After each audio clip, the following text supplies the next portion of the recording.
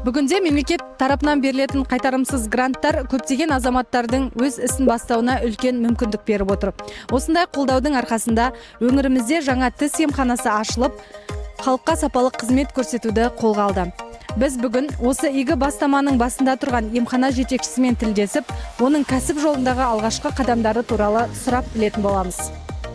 Жалпы емхананы толық таныстырып өтсеңіз, Марат мырза. Мен сәлеметсіз бе? Менің атым Кулиев Манат Қазақбаевич. Осы стоматологияны ашқанымызға деді 1 жыл болды.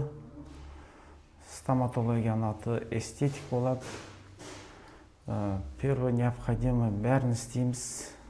Қанша дәрігер жұмыс жасайды? Біздің осы жерде дәрігерлеріміз 3 дәрігер болып жұмыс істейміз. Дәрігерлеріміздің опыты жүр практически работа где-то 15 жылдан жұмыс істеп жатырмыз.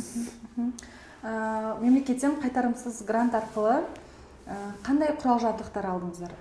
Мемлекеттен қайтарымсыз грант біз рентген алдық. Жалпы осы рентген аппаратының пациенттер үшін маңыздылығы қанша? Бұл рентгеннің маңыздылығы өте қажетті маңыздылығы бар.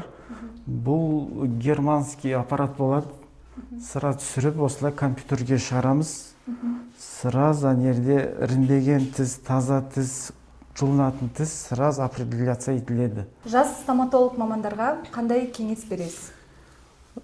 Біріншіден өз маманына адал болсын.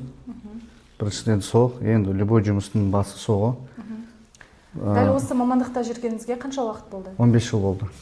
Бұған дейін қай жерлерде жұмыс атқардыңыз?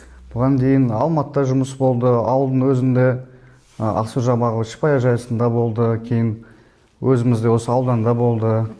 Эстетик клиникасының дәрігері ретінде болашақта қандай жоспарларыңыз бар?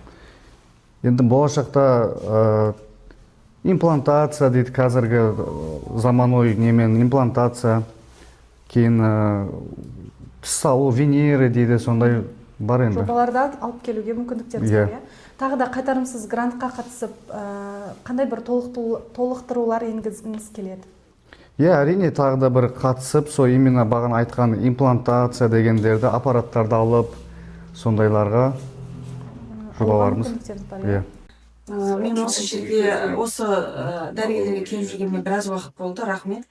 Әрдайым жасаған істерінің өздеріне жауапкершіліктері мықты, және бәріне жауапты қарайды. Жаңадан ашылып отыр бұл кісілер, сондықтан барлық тұрғындарға осы жерге келуге кеңес беріп.